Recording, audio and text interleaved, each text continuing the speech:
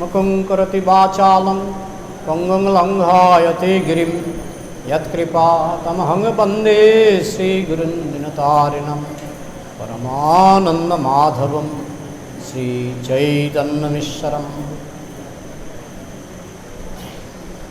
ॐ नमो भगवते वासुदेवाय। ॐ नमो भगवते वासुदेवाय। ॐ नमो भगवते वासुदेवाय। नारायणं नमस्कृत्य नरं चैव नरोत्तमं देवीं सरस्वतीं वेशं ततो जयमुदीरयेत्। नष्टप्रायेषु अभद्रेषु नित्यं भागवत सेवया भगवती उत्तमश्लोके भक्तिर्भवति नैष्ठिकी। नमो विष्णुपादाय कृष्णपृष्ठाय भूतले श्रीमते भक्तिस्वरूपा दामोदर स्वामिनिति नामिने। नमस्सद्भक्तमने मणिपुर उद्भवाय च प्रभुपादवसद्वाणी प्रचारो निरतायते। नमो विष्णुपादाय कृष्णपृष्ठाय भूतले श्रीमते जयपताका स्वामिनिति नामिने। नमो आचार्यपादाय निताय कृपा प्रदायिने गौरकथा धामदाय नगरग्रामदारिणे। नमो विष्णुपदाय कृष्णपृष्ठाय भूतले श्रीमते भक्तिवेदांत स्वामिनिति नामिने। नमस्ते सारस्वती देवी गौरवाणी प्रचारिणे निर्विशेष शून्यवादी पाश्चात्य।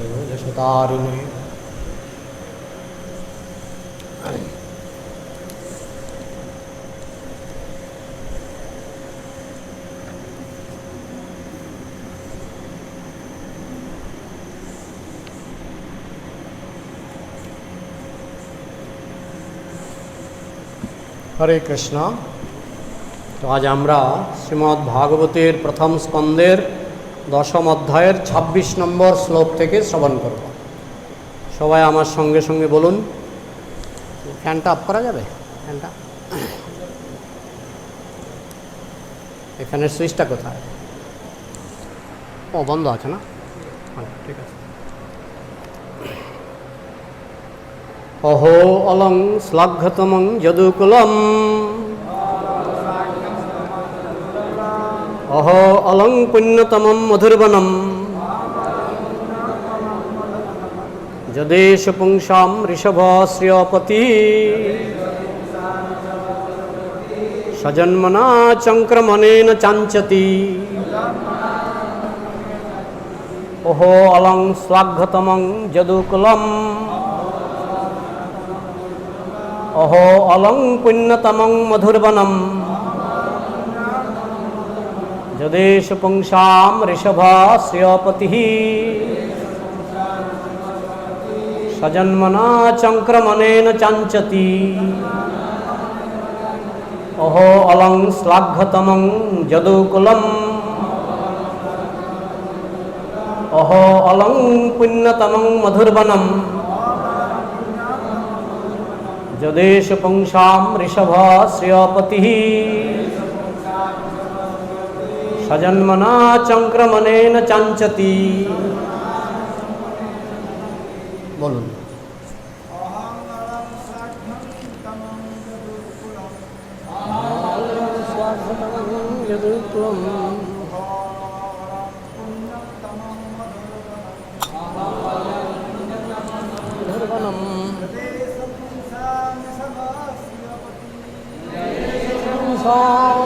সদাশিবপতি সজন্মনা চক্রমণেন চাঞ্চতি।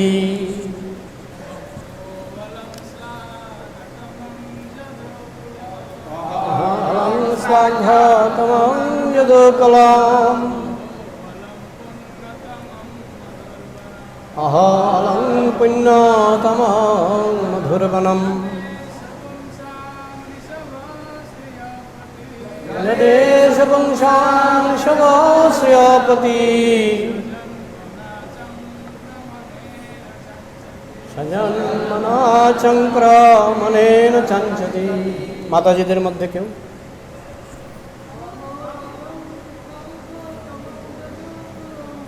ওম স্বর্গতমং যদুকুলম অহলং পুণ্যতমং মধুরবনম যদেশ পুংসাম ঋষভস্য়োপতি সজন্মনা চক্রমণেন চঞ্চতি। শব্দার্থ: অহ হায়, অলম নিশ্চয়ই, শ্লাঘ্যতমম পরম গৌরবান্বিত, যদুহু যদু রাজার, কুলম কুল বা বংশ, অহো আহা, অলম নিশ্চিতভাবে, পুণ্যতমম সবচাইতে পবিত্র, মধুবনম মথুরা, যৎ যেহেতু, এষ এই, পুংসাম ঋষভ পুরুষোত্তম, শ্রিয় লক্ষ্মীদেবীর, পতিহি পতি, সজন্মনা তার আবির্ভাবের দ্বারা, চক্রমণেন পদচারণা করেছিলেন, চ অঞ্চতি মহিমান্বিত করেছিলেন। শিল প্রভুপাদকৃত অনুবাদ এবং তাৎপর্য। জয় শিল প্রভুপাদ কি। অনুবাদ: আহা, যদুবংশ পরম মহিমায় মহিমান্বিত এবং মথুরা সবচেয়ে পুণ্যময়, কেননা এই পুরুষোত্তম লক্ষ্মীপতি শ্রীহরি স্বয়ং যদুবংশে জন্মগ্রহণ করেছেন এবং শৈশবে মথুরায় বিহার করেছেন। তাৎপর্য: শ্রীমদ্ ভগবদ্ গীতায় ভগবান শ্রীকৃষ্ণ তার দিব্য আবির্ভাব, তিরোভাব এবং কার্যকলাপের বিশদ বর্ণনা প্রদান করেছেন। ভগবান কোনো বিশেষ পরিবারে অথবা বিশেষ স্থানে তার অচিন্ত শক্তির প্রভাবে আবির্ভূত হন। তিনি বদ্ধ জীবের মতো এক শরীর ত্যাগ করে আরেক শরীরে জন্মগ্রহণ করেন না। তার জন্ম সূর্যের উদয় এবং অস্তের মতো। সূর্য পূর্ব দিগন্তে উদিত হয়, কিন্তু তার অর্থ এই নয় যে পূর্ব দিগন্ত হচ্ছে সূর্যের জনক। সৌরমণ্ডলের সর্বত্র সূর্য বিরাজমান, কিন্তু তা একটি নির্দিষ্ট সময়ে দৃষ্টিগোচর হয় এবং তেমনি আরেকটি নির্দিষ্ট সময়ে অদৃশ্য হয়ে যায়। ভগবানও ঠিক তেমনি এই ব্রহ্মাণ্ডে সূর্যের মতো আবির্ভূত হয়ে আরেকটি সময়ে আমাদের দৃষ্টির অগোচর হয়ে যান। তিনি সর্বত্র সর্বদা বিরাজমান, কিন্তু তার অহৈতুকী কৃপার প্রভাবে তিনি যখন আমাদের সম্মুখে আবির্ভূত হন, তখন আমরা বিনা বিচারে মনে করে থাকি যে তিনি জন্মগ্রহণ করেছেন। কেউ যখন শাস্ত্রের বর্ণনার ভিত্তিতে ভগবানের আবির্ভাব ও তিরোভাবের তত্ত্ব হৃদয়ঙ্গম করতে পারেন, তিনি তার বর্তমান শরীর ত্যাগের পর অবশ্যই মুক্তি লাভ করবেন। বহু জন্ম ধরে ধৈর্য ও অধ্যবসায় সহকারে জ্ঞান এবং বৈরাগ্যের অনুশীলনের ফলে মুক্তি লাভ হয়, কিন্তু ভগবানের দিব্য জন্ম এবং কার্যকলাপের তত্ত্ব হৃদয়ঙ্গম করার মাধ্যমেই কেবল তৎক্ষণাৎ মুক্তি লাভ করা যায়। সে কথা শ্রীমদ্ ভগবদ্গীতায় ঘোষণা করা হয়েছে। কিন্তু যারা অজ্ঞানের অন্ধকারে রয়েছে, তারা মনে করে যে জড়জগতে ভগবানের জন্ম ও কার্যকলাপ সাধারণ জীবের জন্ম ও কর্মের মতো। যারা এই প্রকার ভ্রান্ত সিদ্ধান্তের দ্বারা প্রভাবিত, তারা কখনোই মুক্তি লাভ করতে পারে না। তাই রাজা বসুদেবের পুত্ররূপে যদুরাজ বংশে তার জন্ম ও মথুরা মণ্ডলে নন্দ মহারাজের গৃহে তার স্থানান্তর সবই ভগবানের অন্তরঙ্গা শক্তির অপ্রাকৃত আয়োজন। যদুবংশের এবং মথুরা মণ্ডলের অধিবাসীদের সৌভাগ্য কারু পক্ষে অনুমান করা সম্ভব নয়। যদি কেবল ভগবানের জন্ম এবং কর্মের দিব্য প্রকৃতি তত্ত্ব জানার ফলেই অনায়াসে মুক্তি লাভ করা যায়, তাহলে আমরা কল্পনা করতে পারি যারা ভগবানের পরিবারের সদস্য অথবা প্রতিবেশী রূপে বাস্তবিকভাবে তার সঙ্গ উপভোগ করেছিলেন, তাদের সৌভাগ্য কীরকম ছিল। যারা লক্ষ্মীপতি ভগবানের সঙ্গ লাভের সৌভাগ্য লাভ করেছিলেন, তারা নিশ্চয়ই এমন কিছু লাভ করেছিলেন যা মুক্তিরও অতীত। তাই সেই বংশ এবং সেই ভূমি ভগবানের কৃপায় অবশ্যই নিত্য মহিমান্বিত। তো এই শ্লোকের বক্তা হচ্ছেন হস্তিনাপুরের মহিলারা। হস্তিনাপুরের যত মাতাজি ছিলেন তারা সবাই ছাদে উঠেছিলেন।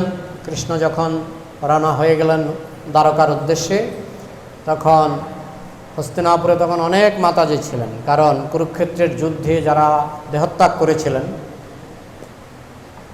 সব, যেমন কৌরবদের দুর্যোধন 100 ভাই, তারা প্রত্যেকেই বিবাহিত ছিলেন এবং এদের মৃত্যুর পর এদের পত্নীরা সব বিধবা হয়ে গেছিলেন।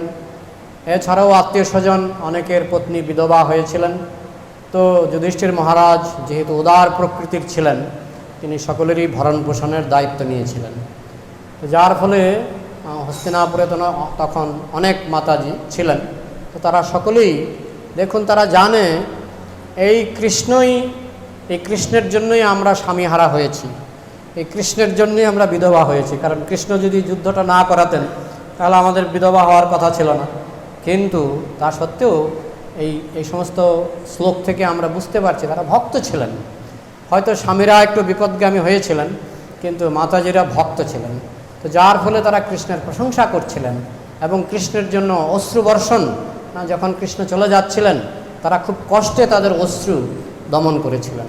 যাতে আমরা বুঝতে পারছি যে এই সমস্ত, অবশ্যই এদের মধ্যে অনেকে ছিলেন যারা পাণ্ডবদের আত্মীয় স্বজন, কিন্তু কৌরবদের আত্মীয় স্বজনও সেখানে ছিলেন, যারা কৃষ্ণকে শত্রু বলে ভাবতে পারতেন, কিন্তু তারাও একসঙ্গে কৃষ্ণের জন্য, কৃষ্ণের বিরহে যে কৃষ্ণ চলে যাচ্ছেন সেই জন্য তারাও অশ্রুবর্ষণ করেছিলেন।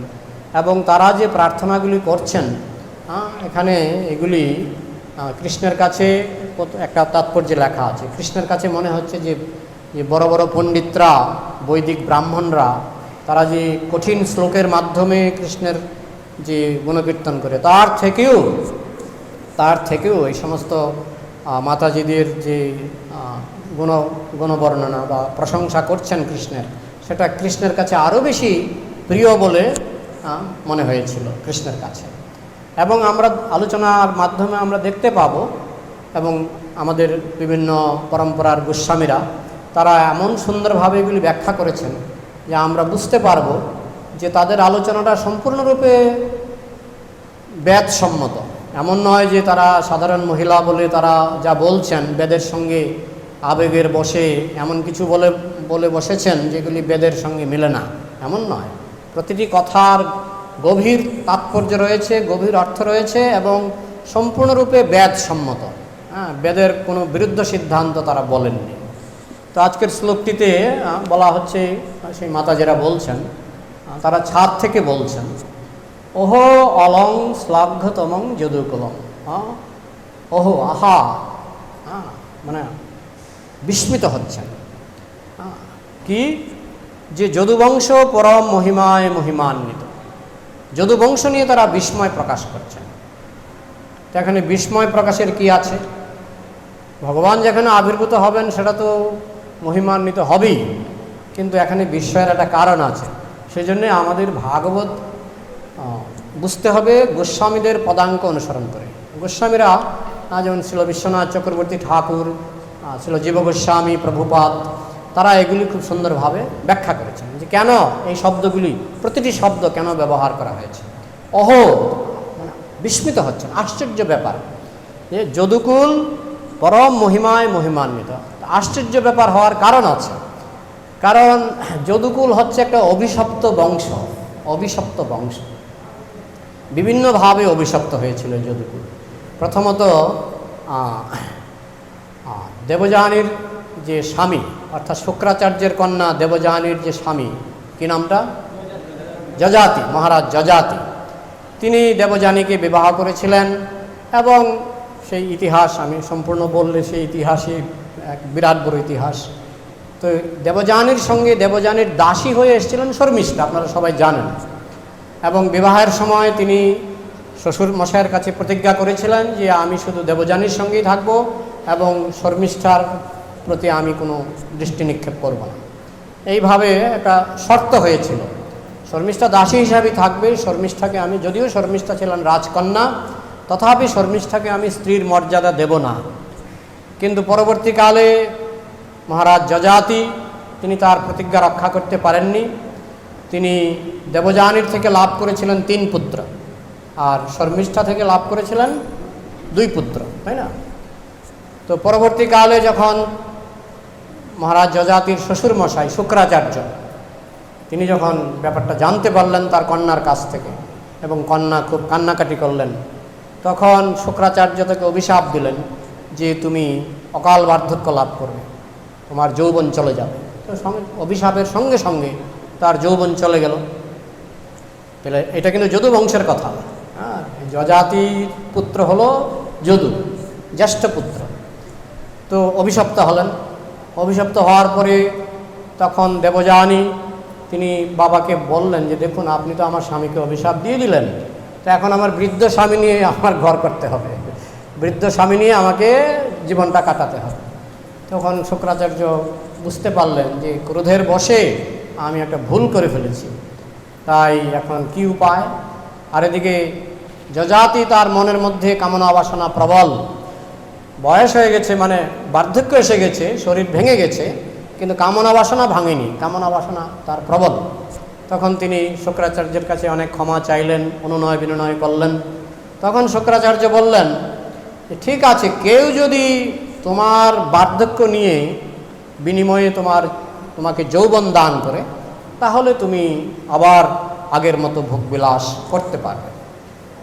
তখন যজাতি দেখলেন কার কাছে যাব, কে আমাকে যৌবন দেবে, এমন নিঃস্বার্থপর লোক তো জগতে নাই যে আমাকে যৌবনটা দিয়ে দেবে, তাও আবার বার্ধক্যের বিনিময়ে। হ্যাঁ, তো ভেবেচিন্তে একেবারে নির্লজ্জ হয়ে গেলেন।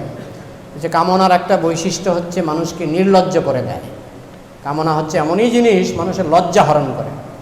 এমনভাবে লজ্জা হরণ করলো যে তিনি গিয়ে তার জ্যেষ্ঠ পুত্র যদুকে বললেন যে তোমার যৌবনটা যদি আমাকে দাও, আর আমার বার্ধক্যটা, মানে ভোগের জন্য মানুষ কত স্বার্থপর হতে পারে। নিজের সন্তানের যৌবনটা চাচ্ছেন যে তোমার যৌবনটা আমাকে দিয়ে দাও, আর আমার বার্ধক্যটা যদি তুমি নাও তাহলে আমি খুব খুশি হব, কারণ আমার মনের মধ্যে এখনো কামনা বাসনা আছে। তখন যজাতি তিনি কৃষ্ণ ভক্ত ছিলেন। হ্যাঁ, তিনি কৃষ্ণ ভক্ত ছিলেন, উন্নত কৃষ্ণ ভক্ত, শুদ্ধ কৃষ্ণ ভক্ত। তিনি ভাবলেন আমি বাবাকে আমার যৌবনটা দেব। বাবা কি করবেন? আহার নিদ্রা ভয় মৈথুনঞ্চ, আমার বাবা আহার নিদ্রা ভয় মৈথুন নিয়ে থাকবে, ভোগবিলাস করবে, কৃষ্ণ ভজনা তো করবে না। তাহলে আমার এই যৌবনটা মিসইউজ হবে, আমার এই যৌবনটার অপচয় হবে। হ্যাঁ, তা আমি কেন আমার এই মূল্যবান যৌবনকে আমি অপচয় করব কেন? তখন তিনি বললেন না, আমার যৌবন আপনাকে দেব না, কারণ আমার এই যৌবন দিয়ে আমি কৃষ্ণ সেবা করব, তা আপনাকে দিলে আপনি এটা নষ্ট করে ফেলবেন, আপনাকে আমি দেব না। তখন বাবা খুব রেগে গেলেন। হ্যাঁ, যজাতি রেগে অভিশাপ দিলেন যে তোমার বংশধররা কেউ রাজা হতে পারবে না। তার মানে এখানে আরেকটা অভিশাপ। তো শুক্রাচার্যের অভিশাপ, যজাতির অভিশাপ। তো এটা যদু বংশটা হচ্ছে একটা অভিশপ্ত বংশ, একটা অভিশপ্ত বংশ। কিন্তু তা সত্ত্বেও এই জন্যই তারা বলছে আশ্চর্য ব্যাপার, ওহো আশ্চর্য ব্যাপার, অভিশপ্ত বংশ কি করে মহিমান্বিত হয়ে গেল। যে বংশ একটা অভিশপ্ত বংশ, এটা কি আশ্চর্যের ব্যাপার নয়? এটা হচ্ছে ভগবানের মহিমা। অভিশপ্ত কাল, অভিশপ্ত স্থান। যেমন মহাপ্রভু যখন আবির্ভূত হয়েছিলেন, সময়টা কিন্তু ভালো ছিল না, সময়টা ছিল সূর্যগ্রহণ, না চন্দ্রগ্রহণ। চন্দ্রগ্রহণ বা সূর্যগ্রহণ যখন হয় তখন সময়টা অশুভ। সূর্যগ্রহণ আর চন্দ্রগ্রহণ যখন হয় অশুভ। এই জন্য দেখুন আমরা খাওয়া দাওয়া করে না, এমনকি অনেক সময় রাধা মাধবের পূজা সেবাও বন্ধ থাকে, থাকে না, অনেক সময় থাকে।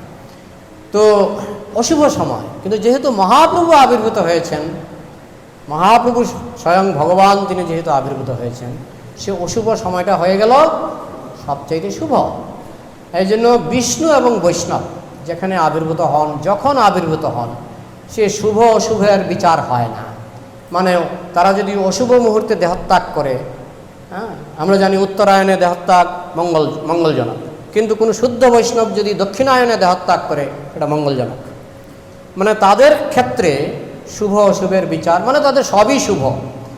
শুদ্ধ ভক্ত এবং ভগবান স্বয়ং, ভগবানের ক্ষেত্রে এবং বিষ্ণু এবং বৈষ্ণবের ক্ষেত্রে সব শুভ।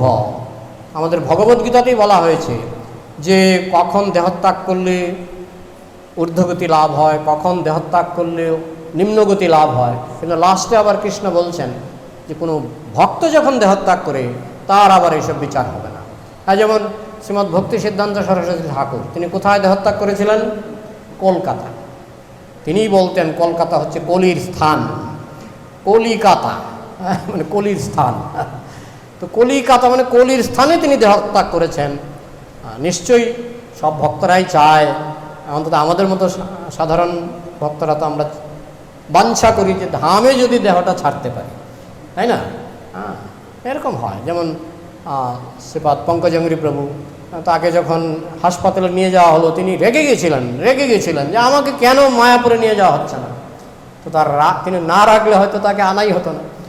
তার রাগের বসে শেষ পর্যন্ত তাকে মায়াপুরে আনা হলো এবং তিনি মায়াপুরে দেহত্যাগ করলেন।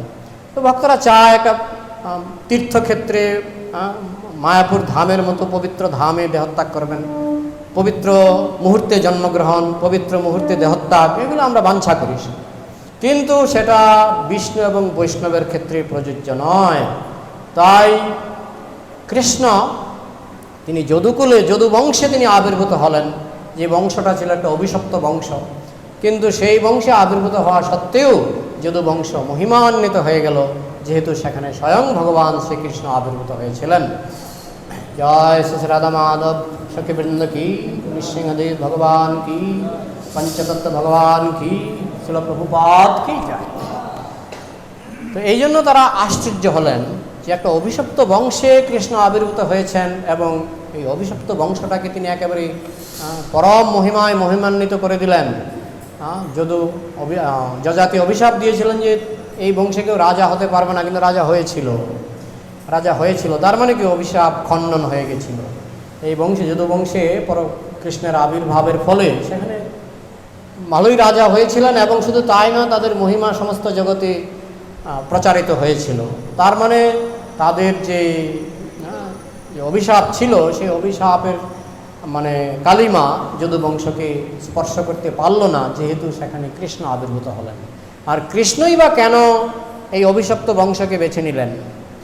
কারণ খুব সহজ, কারণ মহারাজ যদু বাইরে মনে হচ্ছে তিনি পিতৃভক্ত নন, কিন্তু তিনি আদি পিতার ভক্ত। জগতের পিতা কৃষ্ণ, জগতের আদি পিতা হচ্ছেন কৃষ্ণ। জগতের পিতা কৃষ্ণ জানা ভজে বাপ, জন্মে জন্মে পিতৃদ্রোহী পাতকিরতা। তিনি জগতের পিতার প্রতি একটু মানে পিতার আদেশ অমান্য করেছিলেন, কিন্তু পরম পিতা যে কৃষ্ণ, সেই পরম পিতার আদেশ তিনি পালন করেছিলেন। সেই পরম পিতার তিনি পরম ভক্ত হয়ে তিনি পরম পিতার সেবা করেছেন। তো কৃষ্ণ দেখলেন যে যদিও সে পিতৃ আদেশ অবজ্ঞা করেছে, কিন্তু যেহেতু সে আমার ভক্ত, তাই জগৎ জানুক যে আমার ভক্ত, সে সত্যিকারের পিতৃভক্ত। তো এইভাবে ভগবান কৃষ্ণ তার বংশে আবির্ভূত হয়ে সেটা প্রমাণ করলেন যে যদু যে একজন পরম ভক্ত, শুদ্ধ ভক্ত, তার মহিমা বৃদ্ধি করার জন্যই ভগবান শ্রীকৃষ্ণ এই বংশে আবির্ভূত হয়েছিলেন। তো সেটাই সেই হস্তিনাপুরের মাতাজিরা তারা এটা বলছেন। আর কি, যদুকুলম অহম অলং শ্লাঘ্যতমং যদুকুলম অহম অলং পুণ্যতমং মধুরবনম। মধুবন বলতে মথুরা মণ্ডলের মধ্যে বৃন্দাবনও পড়ছে, তাৎপর্য আমরা দেখছি। শিল প্রভুপাদ তিনি ব্যাখ্যা করেছেন যে নন্দ মহারাজের বাড়িটা মথুরা মণ্ডলে, তার মানে নন্দ মহারাজের বাড়ি তো বৃন্দাবনে, মানে বৃন্দাবনের কাছেই, তাই না? বৃন্দাবন তো তাহলে মথুরা মণ্ডল আর বৃন্দাবন অভিন্ন নয়, গোটা এলাকাটাই বলা হচ্ছে মথুরা মণ্ডল। এটাতেও তারা আশ্চর্য প্রকাশ করছেন, যদিও মথুরা মণ্ডল এক নিত্যধাম, সপার্ষদ ধাম সহ ভগবান এসছেন, নিত্যধাম মথুরা। তো এখানে আশ্চর্য হওয়ার কি আছে? এখানেও আশ্চর্য হওয়ার কারণ আছে, সেটাও গোস্বামীগণ ব্যাখ্যা করেছেন। যে এই মথুরা মণ্ডলও ছিল একটা একটা মানে পাপে মানে জর্জরিত জায়গা মথুরা মণ্ডলটা। এখানে রাজা ছিলেন মধু নামে একটা অসুর। সেই মধুকে ভগবান বধ করেছিলেন, মধুকে ভগবান বধ করেছিলেন। সেই মধুর সন্তান ছিলেন লবণাসুর। তো বাবার মৃত্যুর পর লবণাসুর হয়েছিলেন ওইটার নাম তখন ছিল মধুবন, যেহেতু মধু অসুর সেখানে বাস করতেন। আর লবণাসুরের বাবার নাম ছিল মধু অসুর, তো সেই জন্য সেই জায়গাটার নাম ছিল মধুবন। তো লবণাসুর তিনি ত্রেতা যুগের কথা, যখন রামচন্দ্র যখন রাবণকে বধ করে যখন ফিরে আসলেন, এটা হয়তো আপনারা যারা রামায়ণ সিরিয়াল দেখেছেন কিছুটা সেখানে দেখানো হয়। রামায়ণ সিরিয়ালে লবণাসুর বধ দেখবেন, কে বধ করেছিল? শত্রুঘ্ন। তো সেই লবণাসুর যখন রাজা হলেন, অসুর মানেই তো অহংকারী, তো তিনি রামচন্দ্রের কাছে একটা চিঠি পাঠালেন। রামচন্দ্র যখন লঙ্কা জয় করে রাবণকে বধ করে তিনি যখন অযোধ্যায় ফিরে আসলেন, লবণাসুর একটা চিঠি পাঠালেন যে তুমি ভাগ্যক্রমে তুমি রাবণকে বধ করতে পেরেছ, বিভীষণের সাহায্যে তুমি যেমন করি হোক, লাকিলি মানে সৌভাগ্যক্রমে তুমি রাবণকে বধ করতে পেরেছ, কিন্তু রাবণ তোমার হাতে বধ হওয়ার কথা নয়। যদি সত্যি সত্যি তুমি যুদ্ধ জানো তাহলে আমার সঙ্গে যুদ্ধ করো। মানে লবণাসুর পিপিলিকার পাখা উঠে মরিবার তরে, বেটা তোকে একটা রাজ্য দিয়েছিল মথুরা মানে মধুবন, সেখানে শান্তিতে চুপচাপ থেকে রাজ্য ভোগ কর না। সে রামচন্দ্রকে এক চিঠি লিখে বসলো। তখন রামচন্দ্র দেখলো যে একটা বদমাস, এর বাবাকে তো আমি বধ করেছি, আর এখন এই মানে দুষ্ট সন্তান সে আমার সঙ্গে চ্যালেঞ্জ করছে, কিন্তু আমি যদি এর সঙ্গে যুদ্ধ করতে যাই তাহলে এর সম্মান বেড়ে যাবে। মানে ভগবান কি যার তার সঙ্গে যুদ্ধ করে নাকি? ভগবান যদি কারোর সঙ্গে যুদ্ধ করে তার সম্মান বেড়ে যায়। তো রামচন্দ্র ভাবলেন ঠিক আছে শত্রুঘ্ন তুমি যাও, তুমি গিয়ে একে বধ করে আসো, এই চুনে পুটি আমি সুচু মেরে হাত গন্ধ করতে চাই না, তুমি যাও। তখন শত্রুঘ্ন গেলেন। শত্রুঘ্ন আপনারা সেই সিরিয়ালে কিছুটা দেখেছেন, রামায়ণের লেখা আছে যে তিনি সেই লবণাসুরকে বধ করলেন। লবণাসুরকে বধ করার পরে সেটা ছিল মধুবন, তো তার নাম দিলেন তখন নাম ছিল মধুরা। শত্রুঘ্ন নাম দিয়েছিলেন মধুরা। মধু মানে তিনি অর্থ পাল্টে দিলেন, মধু মানে মাধুর্য। ভগবান তো হচ্ছে মধুর সাগর না, মধু মানে মাধুর্য, আর রা মানে বর্ধমান মানে বৃদ্ধি পাচ্ছে। প্রতিপদম পূর্ণ অমৃত আস্বাদন, মানে অমৃত কেবল বাড়ছে আর বাড়ছে। রা মানে বৃদ্ধি পাচ্ছে, আর মধু মানে মাধুর্য। তো যেখানে মাধুর্য বৃদ্ধি পায় সেই জায়গাটার নাম হলো মধুরা। পরবর্তীকালে এটা অপভ্রংশ হতে হতে মধুরা হয়ে গেল মথুরা। কিন্তু এটা অরিজিনালি এটার নাম ছিল মধুরা। তো পরবর্তীকালে ব্রহ্মা তো জানেন এগুলি নিত্যধাম, শুধু লীলার জন্য এখানে আপাতত মনে হচ্ছে যে অসুরদের দ্বারা কলুষিত, অসুরদের পাপে লিপ্ত, জায়গাটা নোংরা জায়গা, কিন্তু এখানে এটা নিত্যধাম এবং এখানে কৃষ্ণ লীলা করবেন। তাই ব্রহ্মা একটা বরাহদেবের বিগ্রহ পাঠিয়ে দিয়েছিলেন, যে বিগ্রহ এই মথুরা মণ্ডলকে সুরক্ষা দান করবে। তো সেখান থেকে রাবণ যদিও তিনি বিষ্ণু বিদ্বেষী ছিলেন, কোনো না কোনো কারণে তিনি এই বরাহদেবের পূজা শুরু করেছিলেন। অসুরদের মধ্যে এটা হয়, যেমন জরাসন্ধ জানেন তিনি নারায়ণের পূজা করতেন, নারায়ণের পূজা করতেন, কিন্তু তিনি কৃষ্ণকে মানতেন না, তাই তাকে বলা হয় অসুর। অনেকে আছে কৃষ্ণের পূজা করে চৈতন্য মহাপ্রভুকে মানে না, তারা অসুর, মনে রাখবেন অসুর। অর্ধেক মানে না, অর্ধেক মানে অর্ধ কুক্কুটি, আধা মুরগি। অর্ধেক মানবো, অর্ধেক মানবো না। মুরগি মুখ দিয়ে খায় ব্যয়বহুল, আর পেছন দিয়ে ডিম দেয় ইনকাম, তো পেছনটা রেখে দেবো, মুখটা কেটে বাদ দেবো, এগুলো আধা মুরগি। তো রাবণ বলুন, জরাসন্ধ বলুন, এরা এরকম। জরাসন্ধ খুব ভক্তি সহকারে ব্রাহ্মণদের সেবা করতেন, খুব ভক্তি সহকারে চতুর্ভুজ নারায়ণের সেবা করতেন, কিন্তু কৃষ্ণকে ভগবান বলে মানতেন না। তো গোয়ালা, একে ভগবান, কৃষ্ণকে ভগবান বলে মানতেন না। অনেকে মহাপ্রভুকে ভগবান বলে মানে না, কিন্তু কৃষ্ণ পূজা করে। হ্যাঁ, তো এরা অসুর। গোটা পিকচারটা যার হাতে যাবে না, মনে রাখবেন কোনো না কোনো পাপ আছে, কোনো না কোনো অসুর বৃত্তি আছে বলেই ভগবান তাকে কমপ্লিট নলেজটা দিচ্ছেন না। কমপ্লিট নলেজ হলে সে বুঝতে পারবেন যিনি রামচন্দ্র তিনি কৃষ্ণ, কৃষ্ণেরই অবতার হচ্ছেন রামচন্দ্র। কমপ্লিট পিকচার শ্রীমদ্ ভাগবতে দেওয়া আছে। হ্যাঁ, এবং মহাপ্রভু সম্পর্কেও ভাগবতে ভবিষ্যৎবাণী করা আছে, তাই না?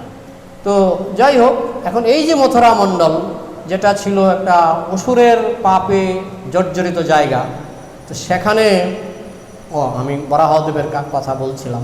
সেই বরাহদেবকে নিয়ে গেলেন কে? রাবণ। সেই রাবণকে রামচন্দ্র বধ করলেন। বধ করার পরে ওনার সোনার লঙ্কার মধ্যে বরাহ বিগ্রহটা খুঁজে পেয়েছিলেন। তো সেই বরাহ বিগ্রহ নিয়ে চলে আসলেন অযোধ্যায়। হ্যাঁ, এগুলি গোস্বামীদের তাৎপর্যে পাওয়া যাচ্ছে। অযোধ্যায় নিয়ে আসলেন। অযোধ্যায় আনার পরে তিনি লক্ষ্মণকে বললেন যে তুমি এই বরাহ বিগ্রহের সেবা করো। পরবর্তীকালে শত্রুঘ্ন লবণাসুরকে বধ করলেন। লবণাসুরকে বধ করার পর সেই বরাহ বিগ্রহকে আবার কোথায় নিয়ে আসলেন? মথুরায়। মথুরায়, অযোধ্যা থেকে মথুরায় নিয়ে আসলেন। তাহলে ব্রহ্মা কোথায় দিয়েছিলেন সেই বরাহ বিগ্রহ? মথুরায় দিয়েছিলেন। ব্রহ্মা দিয়েছিলেন যেটা ভগবানের নিত্য ধাম, এই ধামের রক্ষার জন্য তিনি বরাহ বিগ্রহকে দিয়েছিলেন। কিন্তু সেই বরাহ বিগ্রহকে রাবণ নিয়ে গেলেন। রাবণকে রামচন্দ্র বধ করলেন। রামচন্দ্র বধ করার পর লক্ষ্মণ সেই বরাহ বিগ্রহের সেবা করলেন অযোধ্যায়। তারপরে যখন শত্রুঘ্ন যখন লবণাসুরকে বধ করলেন, সেই বরাহ বিগ্রহ আবার মথুরায় স্থাপিত হলো এবং শত্রুঘ্ন তারপর থেকে সেই বরাহ বিগ্রহের সেবা করেছিলেন। তাহলে যেখানে ছিল বরাহ বিগ্রহ সেখানেই ঘুরে আসলেন। হ্যাঁ, তো এই ভগবানের যে লীলা, বিগ্রহ রূপে তিনি লীলা করে দেখালেন যে রাবণ আমাকে নিয়ে যাচ্ছে, কিন্তু আমি আবার ঘুরে এখানে আসলাম। হ্যাঁ, তো এই জন্য এই হস্তিনাপুরের মাতাজীগণ তারা আশ্চর্য হয়ে গেলেন যে মথুরার মতো একটি জায়গা আপাত দৃষ্টিতে পাপ পঙ্কিল, কিন্তু ভগবানের এমনই করুণা যে তিনি মথুরায় আবির্ভূত হলেন এবং মথুরায় আবির্ভূত হওয়ার ফলে সেই পাপপঙ্কিল জায়গা হয়ে গেল শুভ। এটা একটা জাগতিক দৃষ্টিতে, কিন্তু আসলে মথুরা ভগবানের নিত্য ধাম। কিন্তু বাইরের বিচারে ভগবান অনেক সময় নাস্তিকদের, অসুরদের এটাই ভুল, তারা বাইরের বিচারটা বড় করে দেখে। হ্যাঁ, যে ভগবান আমার মতো জন্মগ্রহণ করছে।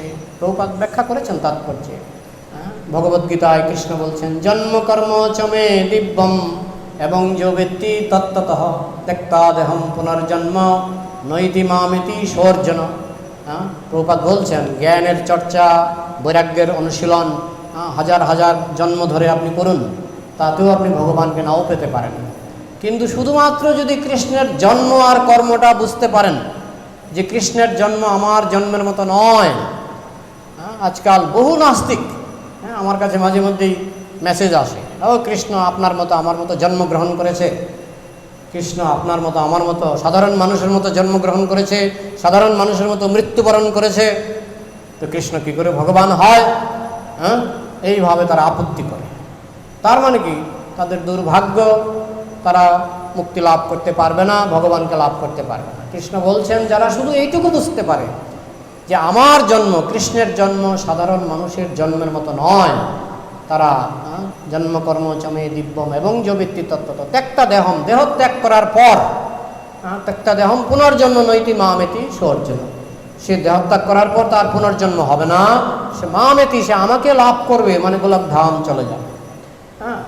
তাহলে কৃষ্ণের জন্ম সাধারণ জন্মের মতো না। আসলে তারা তো পড়ে না। ভাগবতে যেভাবে বর্ণনা আছে, কৃষ্ণ চতুর্ভুজ রূপে দেবকী বসুদেবের সামনে এসে দাঁড়ালেন, চতুর্ভুজ রূপে। তো আমার জন্মের সময় আমি কি চতুর্ভুজ রূপে দাঁড়িয়েছিলাম? আমার মা বাবার সামনে আমি কি চতুর্ভুজ রূপে দাঁড়িয়েছিলেন? আপনার জন্মের সময় আপনি কি মা বাবার সামনে চতুর্ভুজ রূপে দাঁড়িয়েছিলেন? সেটা যখন তাদেরকে বলা হয়, আমি বলি যে আপনারা বলছেন যে আমার মতো জন্ম, আমার মতো জন্ম তো নয়, তিনি তো চতুর্ভুজ রূপে মা বাবার সামনে এসে দাঁড়িয়েছিলেন, ওইটা গল্প।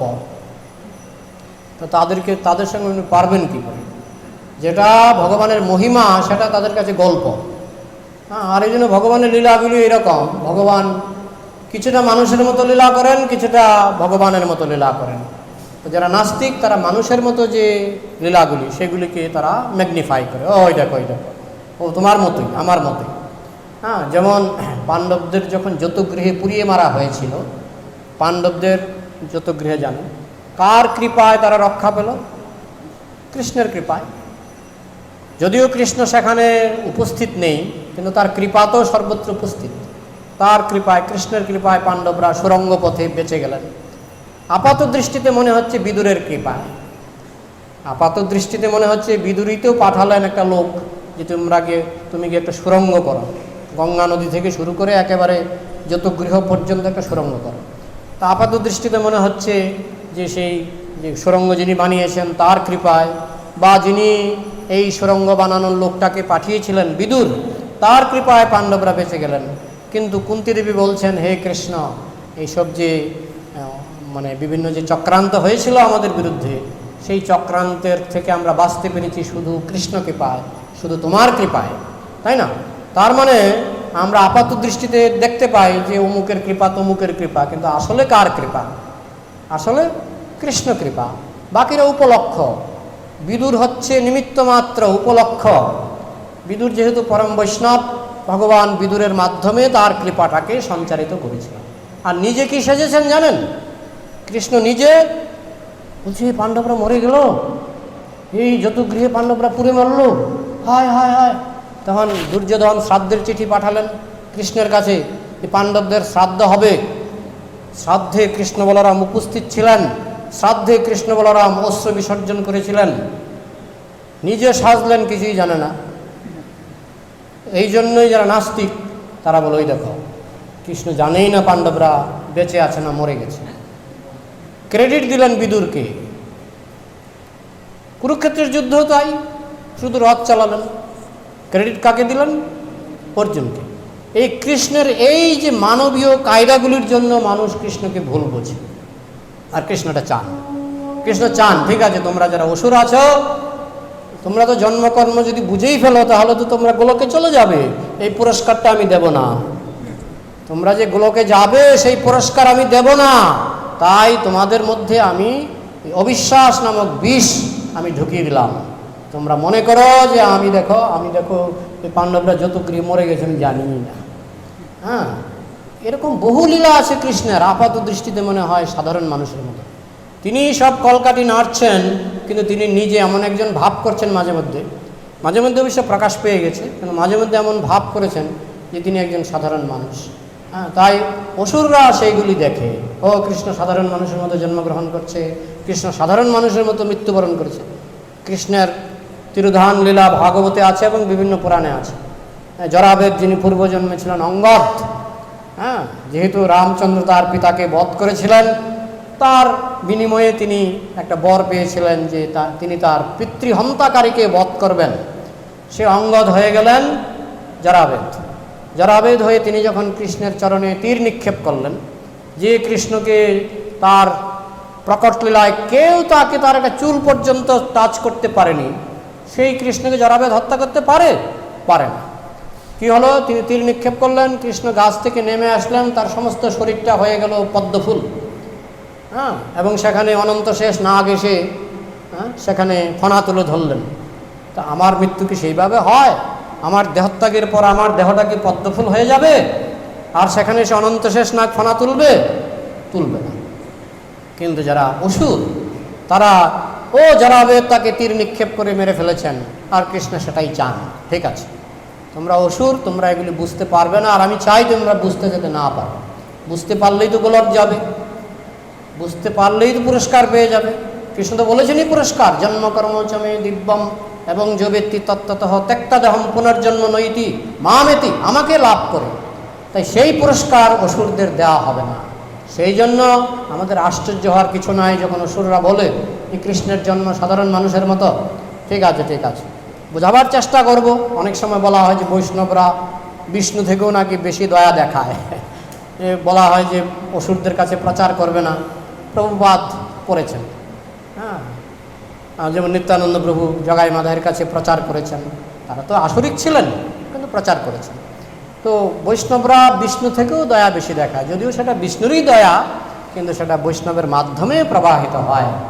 তো আমরা চেষ্টা করি তাদেরকে বোঝাতে যে না না, কৃষ্ণের জন্ম সাধারণ জন্ম নয়, কৃষ্ণের যে কোনো কার্য সাধারণ কোনো কার্য নয়, তার লীলা, তার জন্ম, তার তিরোধান সবই প্রভুপাদ বলছেন সূর্যের উদয় অস্তের মতো নিত্যলীলা। হ্যাঁ, নিত্যলীলা। কেমন? যেমন এখন কয়টা বাজে? 9টা না 8টা, কত? 8:55, 8:55 এখন, এখানে 8:55 বাজে। 1 ঘন্টা পরে 8:55 কি থাকবে? থাকবে। কোথায় থাকবে বলুন তো? অন্য দেশে, অন্য স্থানে। যে কোনো মুহূর্তে 8:55 আপনি 24 ঘন্টা পাবেন না। যারা টাইম জোন সম্পর্কে আইডিয়া আছে, 8:55 24 ঘন্টা আছে জানেন? 8:55 24 ঘন্টা। রাত্র 2টার সময় যদি বলেন 8:55 বাজে কি কোথাও? বাজে অন্য দেশে, অন্য দেশে। কারণ সূর্য তো ঘুরছে, সূর্য তো এক দেশ থেকে আরেক দেশে, সূর্য তো মানে সূর্যের এখানে অস্ত, অন্য জায়গায় উদিত হচ্ছে। এখানে 1 মিনিট অস্ত গেল, অন্য জায়গায় 1 মিনিট উদিত হচ্ছে। তো সূর্যের যেমন একটা কক্ষপথ আছে, এবং সেই কক্ষপথে যেমন প্রতিটি শুধু 8:55 নয়, যে কোনো টাইম বলবেন, 10টা 5টা, যে কোনো টাইম 24 ঘন্টা আছে, 24 ঘন্টা আছে। আমাদের ওই শঙ্খ বিল্ডিংয়ে দেখবেন 5-10টা ঘড়ি দেওয়া আছে, দেখবেন এক একটা ঘড়ির এক একটা টাইম। হ্যাঁ, মানে পৃথিবীর বিভিন্ন দেশে বিভিন্ন সময়ে সূর্য সেখানে সেইভাবে উদিত হচ্ছে। হ্যাঁ, অনেক সময় একাদশী নিয়ে বিভিন্ন মঠ থেকে আপত্তি উঠে, ইস্কনের একাদশী, হ্যাঁ, গৌরীয় মঠের একাদশীর সঙ্গে মিলে না, যদিও আমাদের একাদশীর সঙ্গে বাগবাজারের একাদশী মিলে যায়, কিন্তু অনেক মঠের সঙ্গে অনেক মঠের মিলে না। তো তার মেইন কারণ হচ্ছে এই যে সূর্যের গতিবিধি সব দেশে সমান নয়, চন্দ্রের গতিবিধি সব দেশে সমান নয়। তো ঠিক তেমনি ভগবানের লীলাটাও হচ্ছে এইরকম সূর্যের মতো, তার একটা নিজস্ব কক্ষপথ আছে। ভগবানের লীলার একটা নিজস্ব কক্ষপথ আছে। সেই কক্ষপথে সে এক ব্রহ্মাণ্ড থেকে আরেক ব্রহ্মাণ্ডে, এই মুহূর্তে সে পুতনা বধ করলো পৃথিবীতে, তারপরেই আরেকটা ব্রহ্মাণ্ডে শুরু হয়ে গেল পুতনা বধ লীলা। হ্যাঁ, মানে 1 মিনিটও 1 মুহূর্ত বিরাম নেই, তার লীলা, নিত্যলীলা এক ব্রহ্মাণ্ড থেকে আরেক ব্রহ্মাণ্ডে চলছে। তো এই সমস্ত লীলা আমাদের চোখে আমরা কি এত সহজেই বুঝে ফেলবো? হ্যাঁ, সাধুগুরু বৈষ্ণবের কৃপায় কিছুটা হয়তো আঁচ করতে পারবো অচিন্ত লীলা, কিন্তু ম্যাক্সিমাম মানুষ পাপি তাপি, হ্যাঁ, অসুর, তারা এগুলি ধরতে পারে না। আর এটাই কৃষ্ণের প্ল্যান, যে বাছাই করা কিছু মানুষ আমার লীলা বুঝতে পারবে, আমার জন্মকর্ম বুঝতে পারবে, এবং তাদের কৃপায় 2-4 জন বুঝতে পারবে, পারলে তারা আমাকে লাভ করতে পারবে। সময় প্রায় শেষের দিকে, আর মিনিট 5, 6, 7 আছে। আপনাদের কিছু প্রশ্ন এবং মন্তব্য থাকলে বলুন। হরে কৃষ্ণ।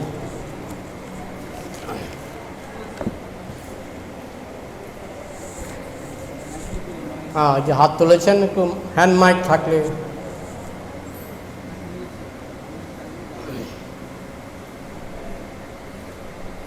যে হাত তুলেছেন এখানে হ্যান্ড মাইক আছে কি না বলুন, মুখেই বলুন।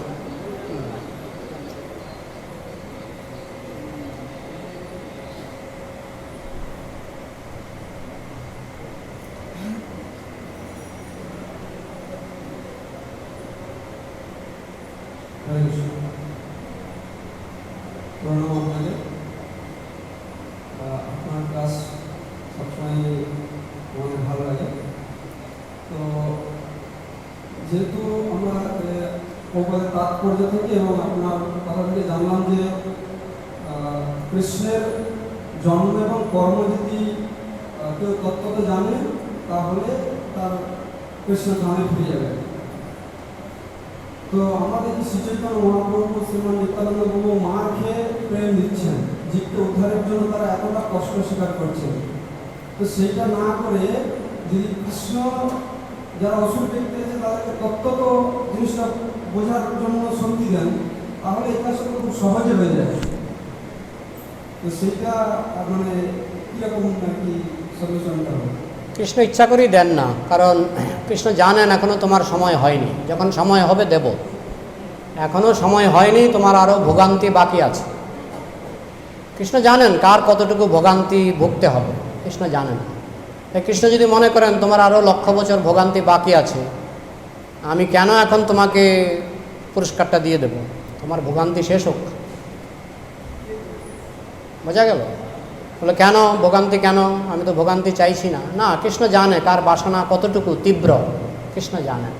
কৃষ্ণ জানেন আমি যদি এখন তাকে বলি মাংস খাবে না, তার মনের ভিতরে মাংস খাওয়ার বাসনা জল জল করবে। তো কৃষ্ণ বলছেন ঠিক আছে, তোমার যতদিন মাংস খাওয়ার বাসনা আছে তুমি খেয়ে যাও। 1000 বছর খাবে, আমি তোমাকে 10,000 বছর দিলাম। ঠিক আছে? কৃষ্ণের হাতে তো সময়ের অভাব নেই, তিনি হচ্ছেন সময়ের নিয়ন্তা, তার হাতে সময়ের অভাব নেই। তো কেউ যদি কোনো বাসনা করে, কৃষ্ণ একেবারে, আপনি যদি 10,000 বছর চান, কৃষ্ণ 10 লক্ষ বছর আপনাকে দিয়ে দিতে পারে। কৃষ্ণ পর্যাপ্ত পরিমাণে আপনাকে সময় দেবে, যথেচ্ছ সেই তথা করু, যা খুশি করো। পরে যখন আপনার সত্যিকারের চৈতন্য উদয় হবে, ম্যাচুরিটি আসবে, কৃষ্ণ জানে যে এতদিনে তার চৈতন্য উদয় হয়েছে বা চৈতন্য উদয়ের সময় হয়েছে। এখন আমি যদি একটু ধোঁয়া উঠলে যদি আমি তালপাতা দিয়ে বাতাস করি, একটা জায়গায় ধোঁয়া উঠছে, আমি যদি তালপাতা দিয়ে বাতাস করি কী হবে? আগুন জ্বলবে। ঠিক তেমনি কৃষ্ণ যখন দেখেন যে ভক্তির ধোঁয়া উঠেছে, তখন তিনি বৈষ্ণব পাঠিয়ে দেন, যাও প্রচার করো, এই ধোঁয়াটাকে তালপাতা দিয়ে, প্রচারের তালপাতা দিয়ে বাতাস করো, জ্বলে উঠবে। আর যদি ধোঁয়াই না থাকে, আমি গিয়ে তালপাতা দিয়ে বাতাস করলে কোনো কাজ হবে? এমন কিছু লোক আছে কৃষ্ণের গুণকীর্তন শুনলে আরও রেগে মেগে আপনাকে মারতে আসবে। তো সেই সব ক্ষেত্রে কৃষ্ণ বলছে ঠিক আছে, তুমি আরও কিছু ভোগান্তি বাকি আছে ভোগো। টায়ার তো হবেই, টায়ার তো হতেই হবে, ক্লান্তি আসবেই। 1,00,000 বছর আগে হোক, 1,00,000 বছর পরে হোক, ক্লান্তি আসবেই। বোঝা গেল? হরে কৃষ্ণ। নেক্সট প্রশ্ন, হাত তুলবেন। হ্যাঁ মাতাজি।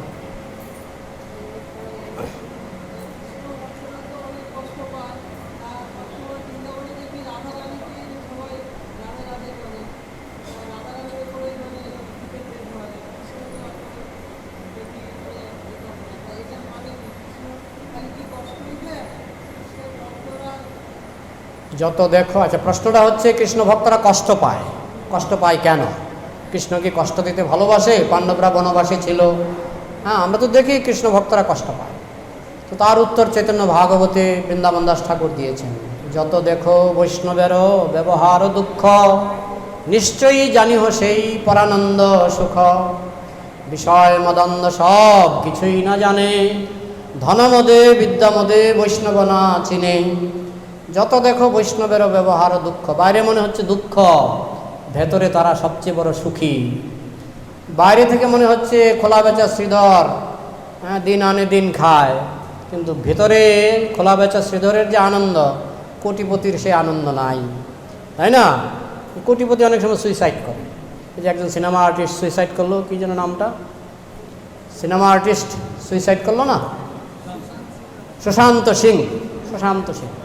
এতে টাকার অভাব নাই, টাকার অভাব নাই, কিন্তু সুইসাইড। আর খোলা বেচা শ্রীধর দিন আনে দিন খায়, কিন্তু তিনি পরমানন্দে তিনি আছেন। তো বৈষ্ণবের যে আপাত দুঃখ, যেমন পাণ্ডবরা বনবাসে আছেন, কেমন দুঃখ? দ্রৌপদীর একটা থালা আছে, ওই থালাটাতে দ্রৌপদী দুপুরবেলায় তো প্রসাদ পায়, মনে করেন 12টার দিকে দ্রৌপদী প্রসাদ পায়। তার আগে পর্যন্ত যদি 10 কোটি লোক আসে, যদি প্রচুর লোক আসে, দুর্যোধন খাওয়াতে পারবে না। হতে পারে রাজা, কিন্তু যদি সমস্ত জগতে সব লোক চলে আসে, দুর্যোধন খাওয়াতে পারবে না। কিন্তু যুধিষ্ঠির মহারাজ পারবে। কেন? কারণ তার কাছে যে থালাটা আছে, অক্ষয় পাত্র, সেই অক্ষয় পাত্র দুপুর 12টা পর্যন্ত, দ্রৌপদীর খাওয়া না হওয়া পর্যন্ত, কোটি 10 কোটি 12 কোটি যত আসুক লোক, সবাইকে খাবার দিতে সক্ষম যুধিষ্ঠির মহারাজ। এই হচ্ছে বৈষ্ণবের দুঃখ, বুঝেছেন? মনে হচ্ছে যেন ভিখারি বনবাসী। কি করতেন যুধিষ্ঠির মহারাজ? সকাল উঠে স্নান করে মঙ্গল আরতি করে বসে যেতেন ভাগবত পাঠে। সব মুনি ঋষিরা, হাজার হাজার মুনি ঋষি এসে কৃষ্ণ কথা বলতেন, যুধিষ্ঠির মহারাজ কৃষ্ণ কথায় তন্ময় হয়ে যেতেন। পাণ্ডবরা বসে কৃষ্ণ কথা শুনতেন, আর প্রসাদের সময় অক্ষয় পাত্র থেকে প্রসাদ পেতেন। বৈষ্ণবের দুঃখ বাইরে মনে হচ্ছে দুঃখ, ভেতরে আনন্দের সাগর। যেমন পরীক্ষিত মহারাজকে সাপে দংশন করল, তাই না? তক্ষক। ভাগবত অন্যভাবে লেখা সম্ভব ছিল, ভাগবতে লেখা যেত যে পরীক্ষিত মহারাজ 7 দিন 7 রাত্র ভাগবত শ্রবণ করলেন, সেই শ্রবণের পুণ্য ফলে তার অভিশাপ মুক্ত হয়ে গেলেন, তিনি অভিশাপ থেকে মুক্ত হয়ে গেলেন। হ্যাঁ, সেই সর্প তাকে প্রণাম করে চলে গেলেন যে আপনি 7 দিন ভাগবত শ্রবণ করেছেন, আপনাকে আমি স্পর্শ করব না। কিন্তু সেরকমভাবে কি ভাগবতটা লেখা হয়েছে? হয়নি। কি হলো? তক্ষক আসলেন এবং পরীক্ষিত মহারাজ বলছেন, কোথায় তোমার তক্ষক, আসুক, দংশন করুক। আর যখন দংশন করলো উনি টেরই পাননি, পরীক্ষিত মহারাজ টেরই পাননি। বলছে ওই তক্ষক নাগ হচ্ছে ডোম। ডোম বুঝেন তো? ডোম, ডোমের কাজ কি? মৃতদেহকে পুরায়, মৃতদেহকে সৎকার করে। পরীক্ষিত মহারাজ তার আগেই গোলকে চলে গেছেন, তক্ষক এসে জাস্ট ওই মৃতদেহটাকে পুড়িয়ে দিলেন। পরীক্ষিত মহারাজ কোনো ব্যথা পাননি। তিনি দিব্য আনন্দে যখন ভাগবত শ্রবণ করে দিব্য আনন্দে, তার আগেই তো তিনি ক্ষুধা তৃষ্ণা ভুলে গেছেন। 7 দিন জল খাননি, খাবার খাননি। হ্যাঁ, 7 দিনই তিনি দিব্য আনন্দে ছিলেন। আর তার দেহত্যাগের মুহূর্তে তো একেবারে চূড়ান্ত পর্যায়ে দিব্য আনন্দে তিনি গোলকে চলে গেলেন। তক্ষকের দংশন তাকে স্পর্শ করতে পারেনি। পদ্মপত্রমে বাম ভাষা, পদ্মপাতায় যেমন জল স্পর্শ করে না, শুদ্ধ ভক্তকে জগতের দুঃখ স্পর্শ করে না। বাইরে থেকে যে মনে হয় দুঃখ, হ্যাঁ, এটা শুধু মানুষকে ভয় দেখাবার জন্য, যে ভক্ত হয়েও না, ভক্ত হয়েও না, মানে যারা নাস্তিক অসুর, কৃষ্ণ তাদেরকে ভয় দেখিয়ে পিছিয়ে দেয়, যাও যাও যাও, ভক্ত হতে গেলেই দেখো এরা ভক্ত হয়েছে, এদের কত কষ্ট। কিন্তু এই জন্যই তো কৃষ্ণ ভক্ত, যেই জন কৃষ্ণ ভজে সে বড় চতুর। হ্যাঁ, আমি যদিও কৃষ্ণ ভক্ত হতে পারিনি, কিন্তু আমার পড়াশোনা শেষ করার পর আমি একটা কাগজে লিখছিলাম কৃষ্ণ ভক্ত হওয়ার পক্ষে যুক্তি, না হওয়ার পক্ষে যুক্তি। হ্যাঁ, কাগজে 1 1 2 2 করে করে করে করে তুলনা করতাম, কি করব, কি কৃষ্ণ ভক্ত হব না সরকারি চাকরি বাকরি করব, চিন্তা করতাম। এখন আজ 35 বছর পরে আমি বুঝতে পারছি যে সিদ্ধান্ত নিয়েছিলাম যে কত বড় ভালো সিদ্ধান্ত, এখন বুঝতে পারছি কত কত মঙ্গলময়, কত মানে চমৎকার সিদ্ধান্ত নিতে পেরেছিলাম ওই সময়, এখন বুঝতে পারছি। আর আজ যদি সরকারি চাকরি বাকরি করে ওই পথে গা ভাসাতাম, তাহলে কষ্টের শেষ ছিল না। হরে কৃষ্ণ। তাহলে সময় তো শেষ। হ্যাঁ, গ্রন্থরাজ শ্রীমদ্ ভাগবতম কি, সমবেত বৈষ্ণব ভক্তবৃন্দ কি, নিতাই গৌর প্রেমানন্দে। হরি হরি বল।